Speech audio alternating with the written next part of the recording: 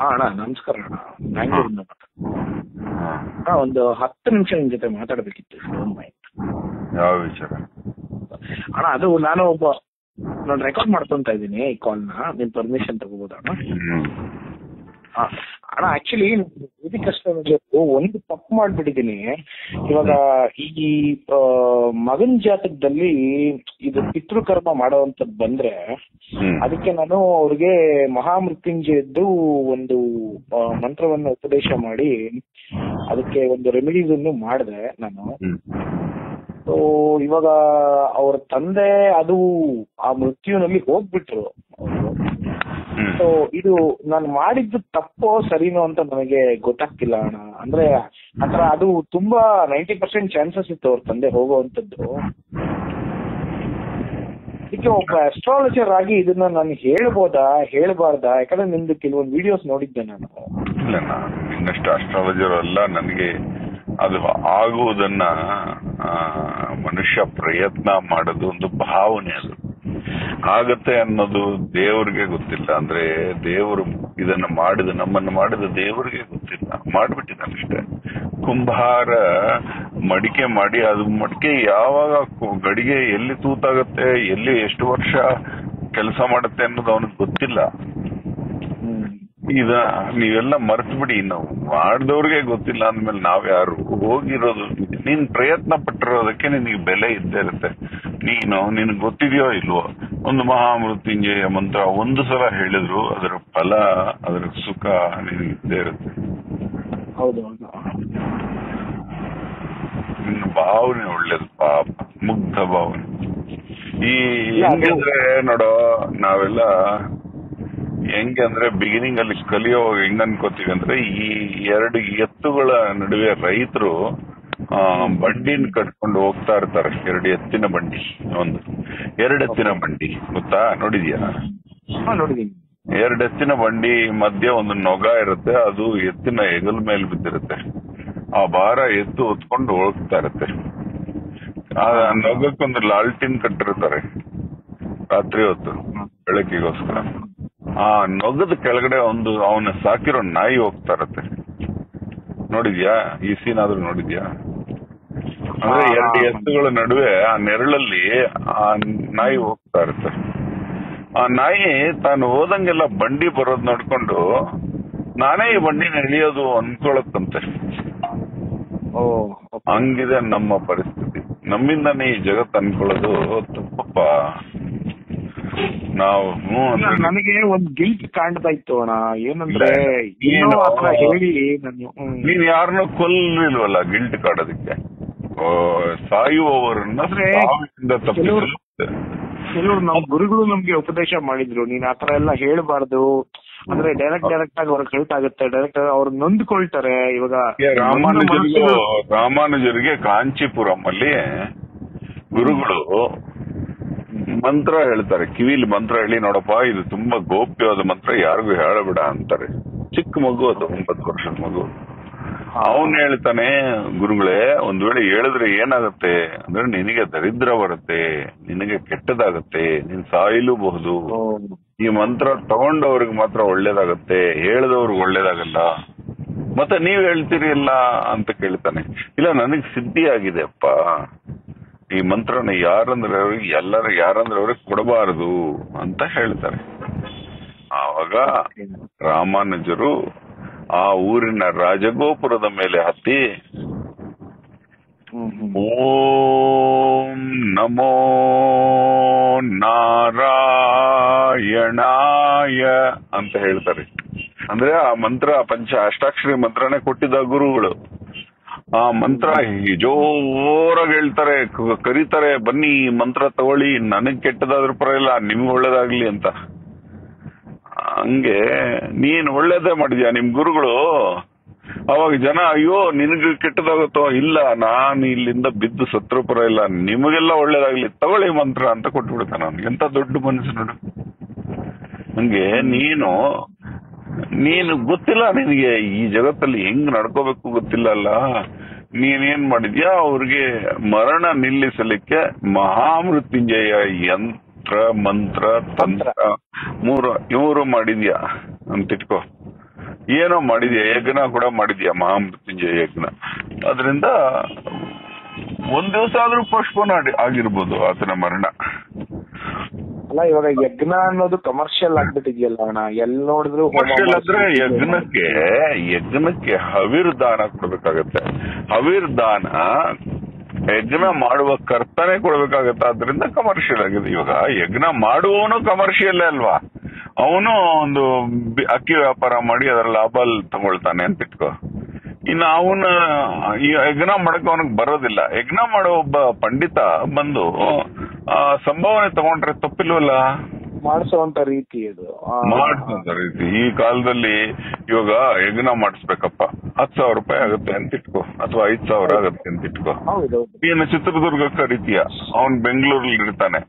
ನೀನು 5,000ಕ್ಕೆ ಅವನ್ ಬಂದು ಹೋಗೋ ಸಮಯ ನೋಡು.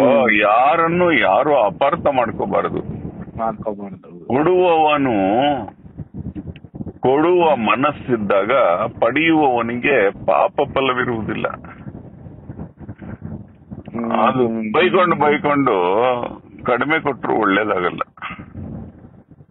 ನೋಡ, ಒಂದ್ ಹೇಳ್ತೀನಿ, ನಾನೊಂದು ಕತೆ ಹೇಳ್ತೀನಿ, ನೀನ್ ಇವಾಗ ಹೇಳು, ನೀನ್ ಮಾಡಿದ ಸರಿಯನ್ನ ತಪ್ಪ ಗೊತ್ತಾಗುತ್ತೆ. ತೇತಂ ಭುಕ್ತ್ವಾ ಸ್ವರ್ಗಲೋಕಂ ವಿಶಾಲಂ ಕ್ಷೀಣೇ ಪುಣ್ಯೇ ಮರ್ತ್ಯಲೋಕಂ ವಿಶಂತಿ. ಈ ಮಂತ್ರ ಏನ್ ಹೇಳುತ್ತಂದ್ರೆ, ನೀನು ಪುಣ್ಯ ಮಾಡಿದಷ್ಟು ಸ್ವರ್ಗಕ್ಕೆ ಹೋಗ್ತೀಯ, ಪಾಪ ಮಾಡಿದಷ್ಟು ಭೂಮಿಯಲ್ಲಿ ನರಕ ಅನುಭವಿಸ್ತೀಯ ಅಂತ ಇದೆಪ್ಪ, ಜೈಲ್ ಅನುಭವಿಸ್ತೀಯ ಅಂತ ಇದೆ. ಇವಾಗ ನೀನು ಜೈಲಲ್ಲಿ ಇರ್ತೀಯ, ಯಾವ್ದೋ ಒಂದು ತಪ್ಪು ಮಾಡಿರ್ತೀಯ, ಇನ್ನೊಬ್ಬ ಯಾರೋ ಮರಣದಂಡನೆ ಆಗಿ ಜೈಲಿಗೆ ಬಂದಿರ್ತಾನೆ. ಪೂರಾ ಜೈಲಲ್ಲಿರೋರೆಲ್ಲ ಕದ್ದು ಬಂದಿರ್ತಾರೆ, ಕೊಲೆ ಮಾಡಿ ಬಂದಿರ್ತಾರೆ, ಅತ್ಯಾಚಾರ ಮಾಡಿ ಬಂದಿರ್ತಾರೆ, ಅವರೆಲ್ಲ ಜೈಲಲ್ಲಿ ಇದಾರೆ ಅಂತ ಇಟ್ಕೋ. ಒಬ್ಬ ನಿನ್ ರೂಮ್ ಮೇಟು 20 ವರ್ಷದಿಂದ ಜೈಲಲ್ಲಿ ಇದ್ದಾನೆ, ಅವನ್ಗೆ ಜೀವನ್ಮುದಿ ಬಿಡುಗಡೆ ಅಂತ ಇಟ್ಕೋ. ನಿನಗೆ ಗೊತ್ತಾಗತ್ತೆ ನಾಳೆ ಇವನು ಬಿಡುಗಡೆ ಆಗ್ತಾ ಇದ್ದಾನೆ, ಇವನು ಜೈಲ್ ಬಿಟ್ಟು ಹೋಗ್ತಾ ಇದ್ದಾನೆ. ಅವಾಗ ಜೈಲು ಮೃತ್ಯುಂಜಯ ಯಂತ್ರ ಮಂತ್ರನೋ ತಂತ್ರನೋ ಮಾಡಿ ನೀನು ಅವನನ್ನು ಜೈಲಿಂದ ಹೊರಗೆ ಹೋಗದಂಗೆ ತಡೆಯೋದಿದೆಯಲ್ಲ, ಆ ಕೆಲಸ ನೀನ್ ಮಾಡಿದ್ದು. ಅದು ಒಳ್ಳೆ ಒಂದು ಉದಾಹರಣೆ ಕೊಟ್ರಿ ನೀವು. ಅಲ್ಲೇ ನಮ್ಗೆ ಉತ್ತರ ಸಿಕ್ತು ಅನ್ಸುತ್ತೆ ನೀವು ಹೇಳಿದ ಮಾತು. ಇವಾಗ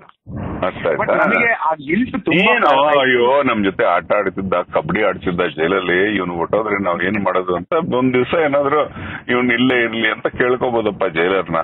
ನೀನು ಇವನು ಜೈಲಿಂದ ಆಚೆನೆ ಹೋಗ್ಬಾರ್ದು ಅಂತ ಮಂತ್ರ ಮಾಡಿದ್ರೆ ಅವನು ಇವನ್ ನಾನ್ ಬಿಡುಗಡೆ ಹಾಕೋಬಿಡ್ತಿಲ್ಲ ಅಂತ ಅನ್ಕೊಳ್ಳೋದೇನೋ. ಅವರವರ ವೈಯಕ್ತಿಕ ಜೀವನಗಳಲ್ಲಿ ನಾವು ನಿರ್ಧರಿಸಕ್ಕೆ ಆಗಲ್ವಲ್ಲ. ಮತ್ತೆ ನೀನ್ ಅದೇ ಅಲ್ವಾ ಮಾಡಕ್ ಹೋಗಿದ್ದಿ. ಇವಾಗ ನೀನ್ ಮಾಡಿದ್ ಸರಿನಾ ತಪ್ಪ? ಬಟ್ ಆ ಗಿಲ್ಟ್ ತುಂಬಾ ಕಾಡ್ತಾ ಇತ್ತು. ಯಂತ್ರ ಮಂತ್ರ ಇದೆಯಲ್ಲೋ, ಇದು ಅವ್ರು ಮಾಡ್ಕೊಳ್ಳುವಂತದ್ದು. ಇವಾಗ ಮಾರ್ಕಂಡೇಯನ ತಂದೆ ಮೃಕಂಡು ಶಿವ ವಿಷಪ್ರಾಶನ ಮಾಡಿದಾಗ ನೋಡಕ್ ಹೋಗ್ತಾರೆ. ನಾನು ಶಿವನ್ ನೋಡ್ಕೊಂಡ್ ಬರ್ತೀನಿ ಅಂತ ಹಣ್ಣು ಹಂಪಲ್ ತಗೊಂಡು ಶ್ರೀ ಕೈಲಾಸಕ್ಕೆ ಹೋಗಿ ಅಲಕನಂದ ಹುಟ್ಟತ್ತಲ್ಲ, ಅಲ್ಕಾಪುರಿ ದಾಟ್ಕೊಂಡು ಕೈಲಾಸಕ್ಕೆ ಹೋಗಿ ನೋಡೋಣ ಅಂತ ಹೋದ್ರೆ ಅಲ್ಲಿ ಕೆಲವರು ಪಂಡಿತರು ಇರ್ತಾರೆ. ಅವ್ರು ಹೇಳ್ತಾರೆ, ನೋಡಪ್ಪ ನಿನಗೆ ಶಿವನ್ ನೋಡೋ ಹಕ್ಕಿಲ್ಲ, ಶಿವನ್ ಪರ್ಮಿಷನ್ ಇಲ್ಲ, ಅದೇನೋ ಅಂತಾರಲ್ಲ, ದೇವ್ರು ವರ ಕೊಟ್ರು ಪೂಜಾರಿ ವರ ಕೊಡಲ್ಲ ಅಂತ.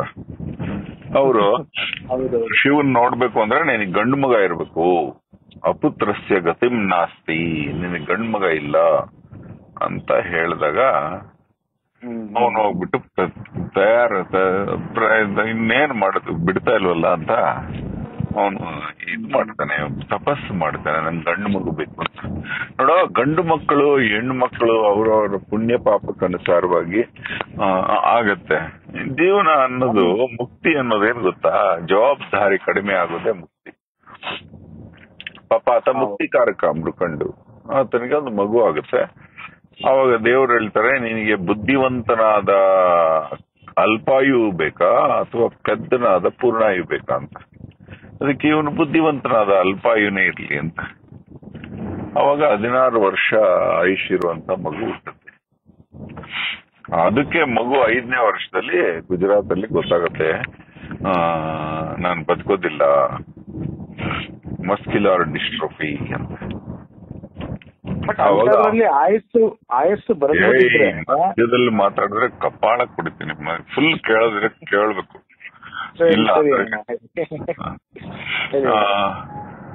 ಇಲ್ಲ ಅಲ್ಲಿಂದ ನಡ್ಕೊಂಡ್ ಬರ್ತಾನೆ ಮಾರ್ಕಂಡೇಯ ಮಗು 5 ವರ್ಷ. ಗುಜರಾತ್ ಇಂದ ಕಾಡುಗಳಲ್ಲಿ ನಡ್ಕೊಂಡು ಬರ್ತಾನೆ. ನಡ್ಕೊಂಡು ಬಾಂಬೆ ಅದೆಲ್ಲ ದಾಟ್ಕೊಂಡು, ಗೋಕರ್ಣ ದಾಟ್ಕೊಂಡು, ಎಲ್ಲಾ ದಾಟ್ಕೊಂಡು ಕಾಂಡ್ಯಕ್ಕೆ ಬರ್ತಾನೆ. ಯಾವ್ದು ಚಿಕ್ಕಮಂಗ್ಳೂರ್ ಹತ್ರ ಕಾಂಡ್ಯ. ಅಲ್ಲಿ ಆ ಮಗುಗೆ ಗೊತ್ತಾಗತ್ತೆ ಇಲ್ಲಿ ಮೃತ್ಯು ದೇವತೆ ಇದ್ದಾಳೆ ಅಂತ ಗೊತ್ತಾಗತ್ತೆ. ಅಲ್ಲಿ ಆ ಮೃತ್ಯು ದೇವತೆಗೆ ಆರಾಧನೆ ಮಾಡ್ಬಿಟ್ಟು ಜನಾರ್ದನ ದೇವರು ಇರ್ತಾರಲ್ಲಿ, ಜನಾರ್ದನ ದೇವ್ರಿಗೆ ಆರಾಧನೆ ಮಾಡ್ಕೊಂಡು ಅವನು ಶಿವ ಪೂಜೆ ಮಾಡಕ್ ಶುರು ಮಾಡ್ತಾನೆ. ಅಲ್ಲಿ ಅವನಿಗೆ ಗೊತ್ತಾಗತ್ತೆ ಬದುಕಬೇಕು ಅಂದ್ರೆ ಏನ್ ಮಾಡ್ಬೇಕು, ಶರೀರದಲ್ಲಿ ಏನೇನಿರುತ್ತೆ. ಸೈಂಟಿಸ್ಟ್ ಬುದ್ಧಿವಂತ ಅವನು. ಶರೀರಗಳು 3 ಇರುತ್ತೆ, ಸೂಕ್ಷ್ಮ ಶರೀರ, ಸ್ಥೂಲ ಶರೀರ, ಕಾರಣ ಶರೀರ. ಈ 3 ಶರೀರಗಳು 3 ಹೂವಿನಂತೆ ಆತ್ಮವನ್ನು ಇಟ್ಟಿರುತ್ತೆ. ಈ ಆತ್ಮವನ್ನ ಶಿವ 22 ತ್ರಿಶೂಲಗಳಿಂದ ಕಾಪಾಡ್ತಾ ಇರ್ತಾನೆ. ಈ ಶರೀರ 5 ಪಂಚಭೂತಗಳಿಂದ ಆಗಿದೆ. 5 ಪಂಚಭೂತಗಳು ಯಾವ್ಯಾವ ಪ್ರಮಾಣದಲ್ಲಿದೆ, ಪರಿಮಾಣ ಏನು, ಪರಿಣಾಮ ಏನು, ಯಾವ್ಯಾವ ಎಷ್ಟೆಷ್ಟು ಅಳತೆಯಲ್ಲಿದೆ ಅಂತ ಕಂಡಿಡ್ಕೋತಾನೆ. ಕಂಡಿಡ್ಕೊಂಡು ತನ್ನ ದೇಹವನ್ನ ಹಾಗೆ ದಂಡಿಸ್ತಾನೆ. ಅದೇ ಯಮ. ಯಮ ಅಂದ್ರೆ ಯಮದೇವ್ರಲ್ಲ, ಯಮ ಅಂದ್ರೆ ಯೋಗಾಸನದಲ್ಲಿ ಮೊದಲನೇದೇ ಯಮ. ಯಮನೊಡನೆ ಹೋರಾಟ. ಯಮ ಅನ್ನೋದು 5 ನಿಯಮಗಳದು. ಯಮ ನಿಯಮ ಆಸನ ಅಂತ. ಅದೇ ಮಹಾಮೃತ್ಯುಂಜಯ ಯಂತ್ರ. ಅಂದ್ರೆ ಏನನ್ನು ಸಾಧಿಸಿದ್ರೆ ಯಮನಿಂದ ದೂರ ಆಗ್ತೀಯೋ ಅದು ಯಮ. ಅದಕ್ಕೆ ಜಾಪನೀಸು ಯಮನಿಗೆ ಪರ್ವತಕ್ಕೆ ಹೋಲಿಸ್ತಾರೆ. ಯಮನಾಶಿ ಅಂದ್ರೆ ಪರ್ವತದ ಬುಡ, ಯಮಹ ಅಂದ್ರೆ ಪರ್ವತದಷ್ಟು ದೊಡ್ಡ ಹೆಸರದು ಯಮಹ ಅಂತ. ಅದಕ್ಕೆ ಯಮಹ ಬೈಕ್ ಬಂದಿರೋದು. ಯಮಹ ಅಂದ್ರೆ ಜಾಪನೀಸ್ ಕೂಡ ಪದನ್ ಬಳಸ್ತಾರೆ ಯಮ ಅಂತ. ಇದು ಯಮಹ ಬೈಕ್ ತುಂಬಾ ಇಲ್ಲ ಹಾಸ್ಯ ಅಲ್ವೋ, ನಿಜ ಅದು. ಯಮ ಅಂದ್ರೆ ಪರ್ವತ ಅಂತ. ಅಂದ್ರೆ ಯಾರು ನಾಶ ಮಾಡಕ್ ಆಗದೆ ಇರುವಂತ ಸ್ಥಾವರ ಅಂತ. ಬಟ್ ಆ ಒಂದು ಹೆಸರಲ್ಲಿ ಒಂದು ಶಕ್ತಿ ಇದೆ ಅಂತ ನಿಮ್ಗೆ ಅನ್ಸಲ್ವಾ ಅಣ್ಣ? ಏನಂದ್ರೆ ಇವಾಗ ಯಮಹ RX ಬಂತಲ್ಲ ಅವಾಗ, ಏನದು ಸುಂದರ ಎಷ್ಟು, ಅದ್ ನೋಡಕ್ ಎಷ್ಟ್ ಚೆನ್ನಾಗಿದೆ, ಆ ಟ್ಯಾಂಕ್ ಎಷ್ಟ್ ಚೆನ್ನಾಗಿದೆ, ಆ ಲುಕ್ ಎಷ್ಟ್ ಚೆನ್ನಾಗಿದೆ. Yamaha RX100. ಯಮಹ ಸಾಕಷ್ಟು ಅಪಮೃತ್ಯುಗಳು ಆ ಬೈಕ್ ನಲ್ಲಿ ಹೋಗಿದ್ದೀರಾ. ಇವಾಗ ಈ ಕರೆಂಟ್ ಜನರೇಷನ್ ತಗೊಂಡ್ರೆ KTM Duke 390 ಯಮನೇ ಹೆಸರಿಟ್ಟ ಮೇಲೆ ಮೃತ್ಯು ಹೋಗದೆ ಇರುತ್ತೆ ನನ್ನ ಕತ್ತೆ. ಅಲ್ಲೂ ಅದು ಬಿಡೋ, ಮೃತ್ಯು ಇಲ್ದಿರೋ ಜಾಗನೇ ಇಲ್ಲ. ನಾನ್ ಹೇಳುದು ಇದು ಮಾಡ್ಕೋ. ಹಂಗೆ ಅವನು ಮಾರ್ಕಂಡೇಯ ಮಹಾಮೃತ್ಯುಂಜಯ ಯಂತ್ರವನ್ನ ಕಂಡುಹಿಡಿತಾನೆ, ಮಂತ್ರವನ್ನ ಕಂಡುಹಿಡಿತಾನೆ, ತಂತ್ರವನ್ನ ಕಂಡುಹಿಡಿತಾನೆ. ಹೆಂಗೆ ಅದು ಯಂತ್ರ ಮಾಡ್ಬೇಕು, ಯಂತ್ರ ಆರಾಧನೆ ಹೆಂಗ್ ಮಾಡ್ಬೇಕು ಅನ್ನೋದೇ ತಂತ್ರ. ಅದನ್ನೆಲ್ಲ ಬರೆದಿಟ್ಟಿರ್ತದೆ ಮಂತ್ರ. 3 ಸೇರಿಸಿದರೆ ನಿಯಂತ ಪ್ರತ್ಯಕ್ಷ ಆಗ್ತಾನೆ. ಶಿವ ಪ್ರತ್ಯಕ್ಷ ಆಗಿ ಯಮನನ್ನು ತಡೆದು ಮಹಾ ಮೃತ್ಯುಂಜಯ ಯಂತ್ರದಿಂದ, ಮಂತ್ರದಿಂದ, ತಂತ್ರದಿಂದ ಅವನಿಗೆ ಪೂರ್ಣ ಆಯು ಮಾಡಿಕೊಡ್ತಾನೆ. ಅದಕ್ಕೆ ನೋಡು, ಅಶ್ವತ್ಥಾಮ ಬಲಿರ್ವ್ಯಾಸೋ ಹನುಮಾಶ್ಚ ವಿಭೀಷಣಃ ಕೃಪಃ ಪರಶುರಾಮಶ್ಚ ಸಪ್ತೈತೆ ಚಿರಜೀವಿನಃ ಸಪ್ತೈತಾನ್ ಸಂಸ್ಮರೇ ನಿತ್ಯಂ ಮಾರ್ಕಾಂಡೇಯಮತಾಷ್ಟಮಂ ಜೀವೇದ್ವರ್ಷಶತಂ ಸಾಗ್ರಂ ಅಪಮೃತ್ಯು ವಿಸರ್ಜಿತ.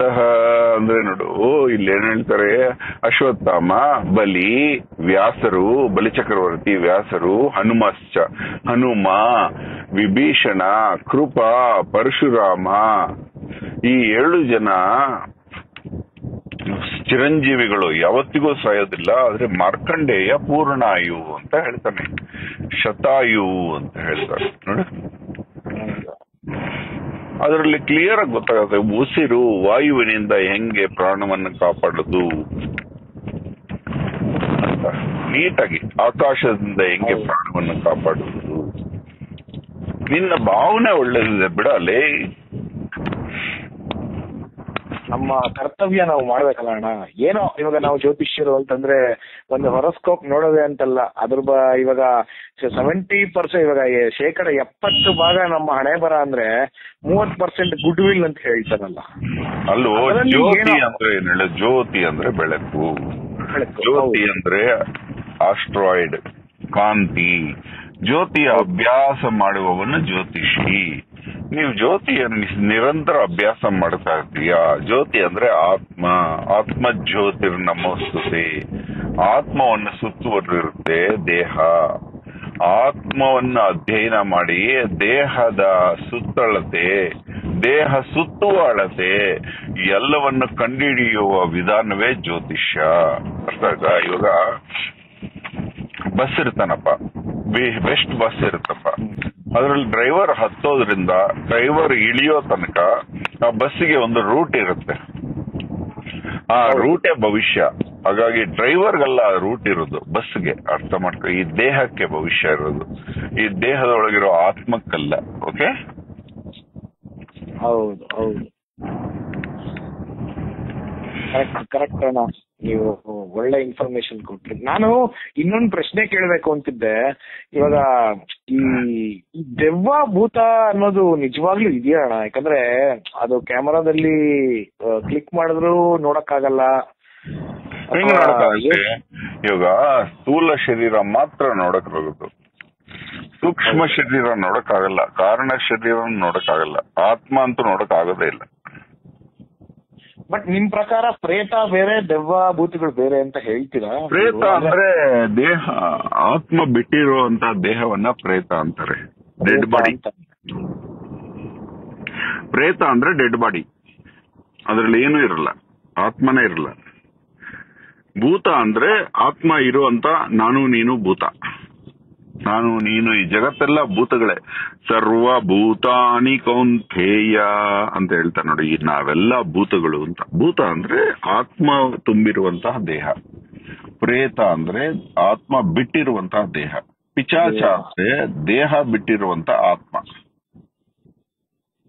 ಎಷ್ಟು ಚೆನ್ನಾಗಿದೆ ನೋಡಿ. ಏನು ಸಾಕಷ್ಟು ಮೋಸಗಳು ನಡೀತಾ ಇದೆಯಲ್ಲ ಅಣ್ಣ, ಮೈ ಮೇಲೆ ದೇವ್ರು ಬರುವಂತದ್ದು. ಈ ಒಂದು ಮಜಾ ಇರಲಿ, ಕಳ್ಳ ಎಲ್ದಿದ್ರೆ ಮಜಾ ಇರಲ್ವ? Police department ಏನಕ್ಕೂ?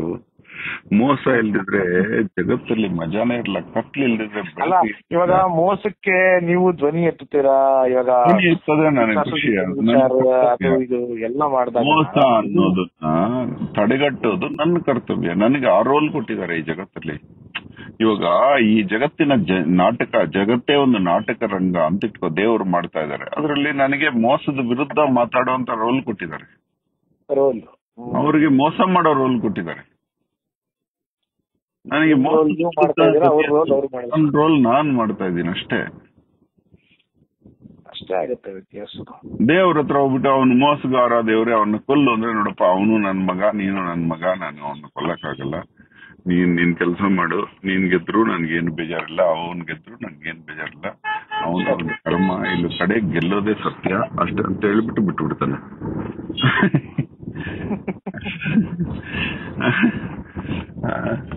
ಅವನ ಅಳ್ತಾನೆ, ಅವನ್ ತಪ್ಪು ಮಾಡ್ತಾ ಇದ್ದಾನೆ, ಅವನ್ ಅಳ್ತಾನೆ. ನೀನ್ ಸರಿ ಮಾಡ್ತಿದ್ಯಾ, ನೀನ್ ನಗ್ತೀಯ, ಅದು ನಿನ್ನ ಪುಣ್ಯ, ನೀನ್ ಇದನ್ನ ಆರಿಸ್ಕೊಂಡಿದ್ಯಪ್ಪ, ನಾನೇನು ಹೇಳಲ್ಲ ಅಂತ ಹೇಳ್ತಾನೆ. ಅದಕ್ಕೆ ಶಿವ ರಾವಣ ಪೂಜೆ ಮಾಡಿದ್ರು ಖುಷಿ ಪಟ್ಟ ಶಿವ, ರಾಮ ಪೂಜೆ ಮಾಡಿದ್ರು ರಾಮೇಶ್ವರದಲ್ಲಿ ಖುಷಿ ಪಟ್ಟ ಶಿವ. ರಾಮನಿಗೆ ಬಟ್ ರಾವಣ ಬ್ರಾಹ್ಮಣ ಅಲ್ವಾಣ ಅವನು? ನೋಡೋದು, ನನ್ನ ಹತ್ರ ಜಾತಿ ಬಗ್ಗೆ ಮಾತಾಡ್ಬೇಡ, ಕಾಲ್ ಬಿಡ್ತೀನಿ. ಅಲ್ಲ, ಜಾತಿ ಅಂತಲ್ಲ ಹೇಳಿದ್ದು. ಬ್ರಹ್ಮತ್ವವನ್ನು ಅರಿತವನು ಬ್ರಾಹ್ಮಣ. ಕಂಡವ್ರ ಹೆಂಡತಿನ ಎಳ್ಕೊಂಡೋಗುವನು ಬ್ರಾಹ್ಮಣ ಆಗೋಕ್ ಸಾಧ್ಯನೇನು? ಇವಾಗ ಯಾವ್ದೋ ಒಂದು ಮಗುನ ಅತ್ಯಾಚಾರ ಮಾಡ್ತಾ ಇದ್ರೆ ಮಕ್ಕಳು, ಗೊತ್ತಿದ್ದು ಗೊತ್ತಿಲ್ದಂಗೆ ಯಾರನ್ನೋ ಹೋಗಿ ಸಿಕ್ಕಾಕಿಸ್ಕೊಳ್ಳೋನು ಧರ್ಮಾಧಿಕಾರಿ ಹೆಂಗ್ ಹೋಗ್ತಾನೆ? ಅಲ್ಲ, ವೇದಗಳಲ್ಲಿ ರಾವಣನ ಏನಂತಾರೆ, ಅವನು ಮಹಾರೂಪಿ ಆದ್ರೂ ಒಂದೇ ಕ್ಷಣದಲ್ಲಿ ಹೋಯ್ತಲ್ಲ. ಇವಾಗ ಎಷ್ಟು ದೊಡ್ಡ IAS ಆಫೀಸರ್ ಆದ್ರೂ ಅವ್ನ್ ತಪ್ಪು ಮಾಡಿದ್ರೆ ಅವ್ನ್ ಕೈದಿನೇ. ಅವನದು ಒಂದೇ ವೀಕ್ನೆಸ್ ಅಣ್ಣ ಇದ್ದಿದ್ದು. ರಾವಣತ್ವ ಅನ್ನೋದು ಓದಿತೀನಿ ಕತ್ತೆ ಒಂದೇ ವೀಕ್ನೆಸ್ ಅಂತ, ಅದೇ ದೊಡ್ಡ ವೀಕ್ನೆಸ್. ಏನ್ ಕಡಿಮೆ ಇತ್ತು ಅವನಿಗೆ? ಜಗತ್ ಸುಂದರಿ ಮಂಡೋದರಿ, ಜಗತ್ ಸುಂದರಿ ಸುಂದರಿಯಾ? ಆದ್ರಿಂದ ಇನ್ನೇನ್ ವೀಕ್ನೆಸ್ ಬೇಕು ಅವನಿಗೆ? ಅವನಿಗೇನ್ ನೀನು ಅನ್ಕೊಂಡಿದ್ಯಲ್ಲ, ಕೇಳಿಲ್ಲ, ನಿಜ ಹೇಳ್ಬಿಡ್ತೀನಿ ಇವತ್ತು. ಹೇಳೋಣ. ಇವಾಗ ಮೊನ್ನೆ ಒಂದು ಲಕ್ನೋದಲ್ಲಿ ಒಬ್ಬ ಸಂತ ಒಂದು ಹೆಣ್ಣು ಮಗುನ 1 ವರ್ಷ ಅತ್ಯಾಚಾರ ಮಾಡಿದ್ದಾನೆ. ನನ್ನ ಹತ್ರ ಅವ್ರ ಮನೆಯವರು ಬಂದು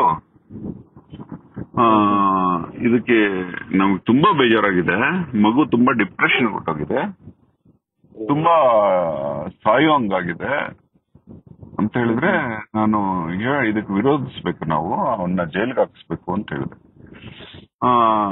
ನಮಗೇನು ಗೊತ್ತಾಗ್ತಾ ಇಲ್ಲ ದಾರಿ ಅಂತ ಹೇಳಿದ್ರೆ, ನೀವು ಏನ್ ಮಾಡೋದು, ನಿಮ್ ಜಾಗದಲ್ಲಿ ನಾನು ಇದ್ದಿದ್ರೆ ಇಷ್ಟೊತ್ತಿಗೆ ಅವನ್ನ ಏನ್ ಮಾಡ್ತಿದ್ನೋ ಗೊತ್ತಿಲ್ಲ ಅಂದೆ. ಲೀಗಲ್ ಆಗಿ ಎಲ್ಲ ರೀತಿ ಲೀಗಲ್ ಆಗಿ. ಅವಾಗ ಅವ್ರು ಹೇಳಿದ್ರು, ನೀವೇ ಮಾಡ್ಕೊಡಿ ಅಂತ, ನೀವೇ ಆ ಧೈರ್ಯ ಮಾಡಿ ಅವ್ರಿಗೆ ಜಗತ್ತಿಗೆ ಅವನ್ ಕಹಿಯನ್ನು ತೋರಿಸಿ, ಇಲ್ಲಾಂದ್ರೆ ತುಂಬಾ ಹೆಣ್ಮಕ್ಳು ಹಾಳಾಗ್ತಾ ಇದಾರೆ ಅಂತ ಹೇಳಿದ್ರು. ಅದಕ್ಕೆ ನಾನು ಹೇಳಿದೆ, ಅದಕ್ಕೆ ನಿಮ್ಮ ಮಗಳು ನನಗೆ ಸೈಡ್ಗೆ ನಿಂತ್ಕೋಬೇಕು, ನನ್ಗೆ ಅನ್ಯಾಯ ಆಗಿದೆ ಅಂತ ನೀವು ನಿಂತ್ಕೋಬೇಕು. ನಾವು ಆಚೆ ಬರಕ್ಕಾಗಲ್ಲ, ನಾವು ಹೇಳೋಕ್ಕಾಗಲ್ಲ, ನಮ್ಮ ಮಗಳು ಕೂಡ ಬರಕ್ಕಾಗಲ್ಲ ಅಂತ. ಮತ್ತೆ ನಾನು ಹಿಂಗ್ ಮಾಡಕ್ಕಾಗತ್ತೆ? ಇದೇ ರಾಮ ಎದುರಿಸಿದ್ದು. ರಾಮನಿಗೆ ಏನಾಯ್ತು ಅಂದ್ರೆ, ಲಕ್ಷಾಂತರ ಹೆಣ್ಣುಮಕ್ಳು ಲಂಕೆಗೆ ಎತ್ಕೊಂಡು ಹೋಗ್ಬಿಡ್ತಿದ್ರು. ಭಾರತಕ್ಕೆ ಬರೋದು, ಲಂಕೆಗೆ ಎತ್ಕೊಂಡು ಹೋಗೋದು. ಹೆಣ್ಣು ಮಕ್ಳು ಚೆನ್ನಾಗಿದ್ರೆ ಅವ್ರನ್ನ ಎತ್ಕೊಂಡು ಹೋಗ್ಬಿಡೋದು. ಇವರು ದಿನನಿತ್ಯ ಇವ್ರದ್ದು ಕಸುಬಾಗಿ ಹೋಗಿತ್ತು, ಹೆಣ್ಣು ಮಕ್ಕಳನ್ನ ಕದಿಯೋದು. ಹೀಗಿರುವಾಗ ರಾಮ ಇವನನ್ನ ಮಟ್ಟ ಹಾಕ್ಬೇಕು ಅಂತಾನೆ ಹೋಗಿದ್ದು. ಆದ್ರೆ ಯಾವ ಹೆಣ್ಣು ಮಗುನು ರಾಮನಿಗೆ ಸಪೋರ್ಟ್ ಆಗಿ ನಿಂತ್ಕೊಳ್ಳೋದು ಕಾಣ್ಲಿಲ್ಲ. ಯಾಕಂದ್ರೆ ಹೆಣ್ಣು ಮಕ್ಳೆಲ್ಲ ಅಧೀನ ಆಗ್ಬಿಟ್ಟಿರ್ತಾರೆ ರಾವಣನಿಗೆ ಯಾರನ್ನೂ ಬಲವಂತ ಮಾಡುವಂತ ಪದವಿ ಕಳ್ಕೊಂಡಿರ್ತಾನೆ. ಅವನು ಯಾರನ್ನಾದ್ರೂ ಬಲವಂತವಾಗಿ ಮುಟ್ಟಿದ್ರೆ ಅವನು ಭಸ್ಮ ಆಗ್ತಾನೆ. ಹಾಗಾಗಿ ಅವ್ರನ್ನೆಲ್ಲ ಹೋಲಿಸ್ಕೊಂಡ್ ಬಿಟ್ಟಿರ್ತಾನೆ. ಹೀಗಿರುವಾಗ ಏನ್ ಮಾಡೋದು ಅಂದ್ರೆ, ಅವಾಗ ಸೀತೆ ಧೈರ್ಯವಂತೆ. ಸೀತೆ, ಇದು ಜಗತ್ತಿನ ಅತ್ಯಂತ ದೊಡ್ಡ ಸೀಕ್ರೆಟ್ ಹೇಳ್ತಾ ಇದ್ದೀನಿ, ಸೀತೆ ಅತಿ ಧೈರ್ಯವಂತೆ. ಎಡಗೈಯಲ್ಲಿ ರಾವಣ ಕೂಡ ಎತ್ತಲಾರದ ಶಿವಧನಸ್ಸನ್ನ ಎಡಗೈ ಕಿರುಬೆರಳಲ್ಲಿ ಎತ್ತಿದವಳು ಸೀತೆ, ಒಂದು ಚೆಂಡು ತಗೊಳಕ್ಕೆ. ಶಿವಧನುಸ್ ಅಂದ್ರೆ ನೀವ್ ಯಾವ್ದು ಹೇಳ್ತಾ ಇದೀರಾ? ಚಂದ್ರಹಾಸ ಹೇಳ್ತಾ ಇದೀರಾ ಅಥವಾ ಯಾವ್ದು?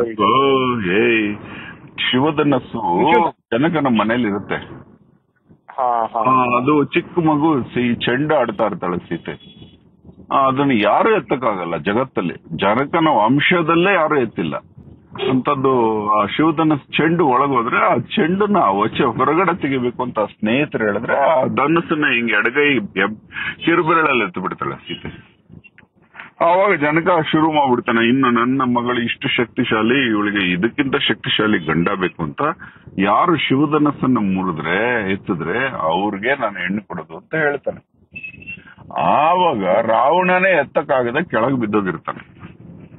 ಅಂತ ರಾವಣ ಸೀತೆಗೆ ಏನಾದ್ರೂ ಮಾಡಕ್ಕಾಗತ್ತಾ? ಹಾಗಾಗಿ ಸೀತೆ ಏನ್ ಮಾಡ್ತಾರೆ, ರಾಮ ಇದು ಅತಿ ಸೀಕ್ರೆಟ್, ಇವ್ರನ್ನ ನಾವು ಇದು ಮಾಡೋಣ, ಸ್ಪೈಯಿಂಗ್ ಮಾಡೋಣ, ಇದನ್ನ ಸ್ಕೇಪ್ ಗೋಟ್ ಸಿಸ್ಟಮ್ ಅಲ್ಲಿ ಇವನ್ನ ಹಿಡಿಯೋಣ ಅಂತ ಹೇಳಿ ಅವನಿರುವ ದಂಡಕಾರಣ್ಯಕ್ಕೆ ಬರ್ತಾರೆ ಸೀತೆ ತಾನೇ ಬಲಿಪಶುವಾಗಿ ರಾವಣನ್ನ ಹಿಡಿದು ಕೊಲ್ಲುವುದಕ್ಕೆ ಆಸ್ಪದ ಮಾಡಿಕೊಟ್ಟಿದ್ದು ಅಂತ ತಿಳ್ಕೊ. ಒಂದು ರೀತಿಲಿ ಇದು ದೇವರ ರಹಸ್ಯಗಳು ಇವೆಲ್ಲ.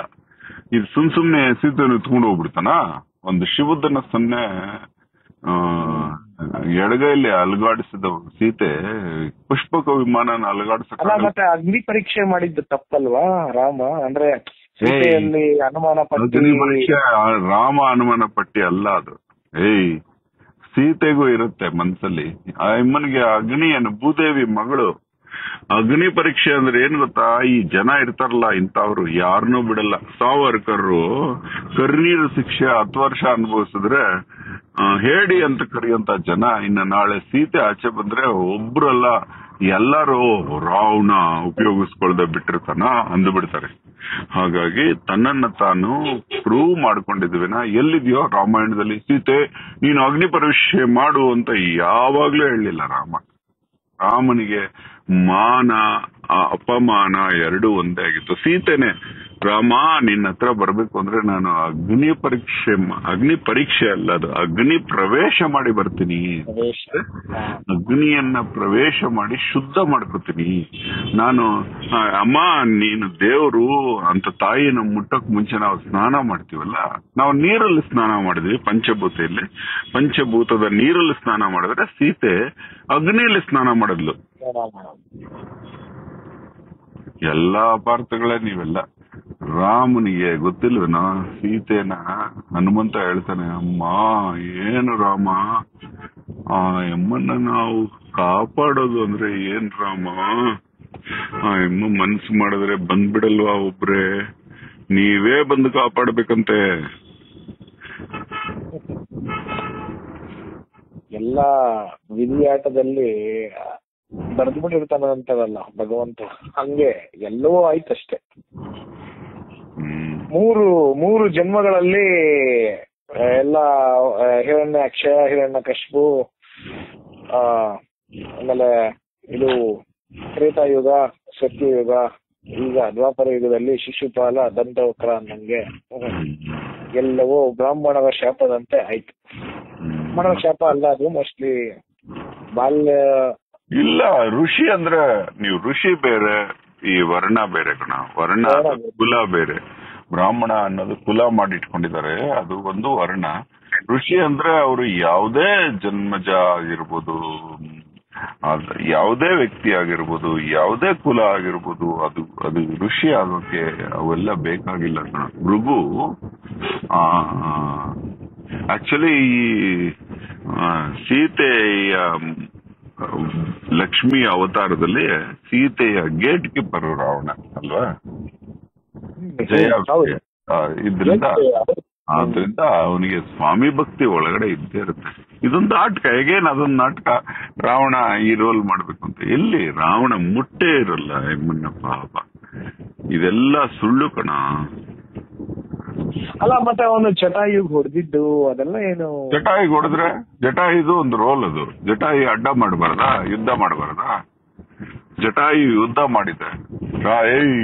ಜಟಾಯಿ ಅದೊಂದು ವೀರ. ಹೆಣ್ಣ ನಿಂದನೆ ಮಾಡ್ತೀಯಾ, ಹೆಣ್ಣ ಶೋಷಣೆ ಮಾಡ್ತೀಯಾ ಅಂತ ಅಡ್ಡ ಹೋಗಿದೆ. ಅದೊಂದು ವೀರ ಪಕ್ಷಿ, ಅದು ವೀರ ಪಕ್ಷಿ. ರಾವಣನ್ ನೋಡಿದ್ರೆ ಖುಷಿ ಆಗುತ್ತಲ್ಲ ಅಣ್ಣ, ಅವನು ವೇದಗಳಲ್ಲಿ ಎಕ್ಸ್ಪರ್ಟ್, ಮಂತ್ರಗಳಲ್ಲಿ ಎಕ್ಸ್ಪರ್ಟ್. ಅವನು ಕೇಳಿದ ವೇದಗಳಲ್ಲಿ ಎಕ್ಸ್ಪರ್ಟ್ ಆಗಿದ್ರೆ ಅವನು ಹೆಣ್ಣ ಶೋಷಣೆ ಮಾಡ್ತಿರ್ಲಿಲ್ಲ. ವೇದಗಳಲ್ಲಿ ಏನ್ ಹೇಳುತ್ತೆ ಹೇಳು? ವೇದಗಳು ಏನ್ ಹೇಳುತ್ತೆ? ಉಳುವುದು ಶ್ರೇಷ್ಠ, ಉತ್ತು ಬದುಕಿರಿ, ದುಡಿದು ಬದುಕಿರಿ, ಸಾಲ ಮಾಡಬೇಡಿ, ಅಳಬೇಡಿ ಎನ್ನುತ್ತೆ ಋಗ್ವೇದ ಸಂಹಿತೆ. ಪರಸ್ತ್ರೀಯನ್ನ, ಪರಪುರುಷನನ್ನ ನೀವು ಅವರಿಗೋಸ್ಕರ ಪರಿತಪಿಸದಿರಿ, ನಿಮಗೆ ಸಿಕ್ಕಿದ್ದನ್ನು ಪಂಚಾಮೃತ ಎಂದು ಸ್ವೀಕರಿಸಿ, ನೀ ದುಡಿದಿದ್ದೇ ನಿಮಗೆ ಜೀವನ. ಇಂಥದ್ದು ಹೇಳಿದಾಗ ಅವನು ಯಾವ ವೇದ ಪಂಡಿತ ಕಂಡವರ ಹೆಣ್ಣನ್ನು ಎತ್ಕೊಂಡೋಗೋದು, ಕಂಡವರ ಗಂಡ ಆಸ್ತಿಗಳನ್ನು ಬಯಸೋದು? 9 ಗ್ರಹಗಳನ್ನ ಅವನು ಇಂತಿಂತ ಸ್ಥಳಗಳಿಗೆ ಬನ್ನಿ ನನ್ನ ಮಗ ಜನನ ಆಗ್ಬೇಕು ಅಂತ ಆ ಒಂದು ದಿವ್ಯ ಶಕ್ತಿ ಇತ್ತಲ್ಲ ರಾವಣನಿಗೆ. ಚಂದ್ರಹಾಸ ಕೂಡ ಇತ್ತಲ್ಲ. ಶಕ್ತಿ ಬೇರೆ ಕಣಲ್ಲಿ. ಮತ್ತೆ ವೇದಕ್ಕೆ ಹೋಗ್ತೀಯಾ, ಎಲ್ಲೆಲ್ಲೋ ಬರ್ತೀಯಾ ನೀನು? ಅಲ್ಲ, ಅಷ್ಟೆಲ್ಲ ಹೆಂಗ್ ಸಾಧ್ಯವಾಯ್ತು ರಾವಣನಿಂದ ಅಂತ ಪ್ರಶ್ನೆ. ಅಲಕಾಪುರಿಲಿದ್ದ ಇದು ಪುಷ್ಪಕ ವಿಮಾನ ಕದ್ದಿದ್ದು ಕುಬೇರನಿಂದ. ಕುಬೇರ ದುಡಿದು ಸಂಪಾದಿಸಿದ್ದಾನೆ, ಅವನು ಕದ್ದ.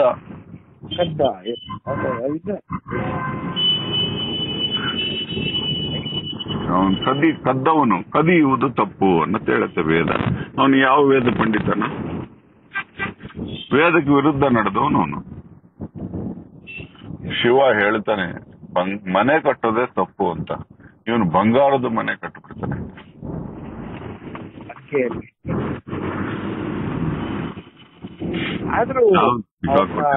ನಾನು ಸಾಕ್ ಬಿಡು, ಎಷ್ಟು ಕೆದಕ್ತೀಯ ನನ್ನ. ಇಲ್ಲ ಇಲ್ಲ, ಅಷ್ಟೇ ಸುಮ್ನೆ ನಾನು ಕೇಳ್ಬೇಕಿತ್ತು. ಆ ಗಿಲ್ಟ್ ಕಾಡ್ತಾ ಇತ್ತು. ಅಟ್ಲೀಸ್ಟ್ ನಿಮ್ಮ ಹತ್ರ ಒಂದು ಸಜೆಷನ್ ತಗೊಂಡ ನಾನು ಮಾಡಿದ್ ಸರಿ ಅನ್ನೋ ಒಂದು ಮನೋಭಾವನೆ ಬರಬೇಕು ಅಂತ ನೀವು ಕಾಲ್ ಮಾಡಿದೆ. ಧನ್ಯವಾದ ಅಣ್ಣ ನಿಮ್ಮ ಮಾತುಗಳು. Thank you so much.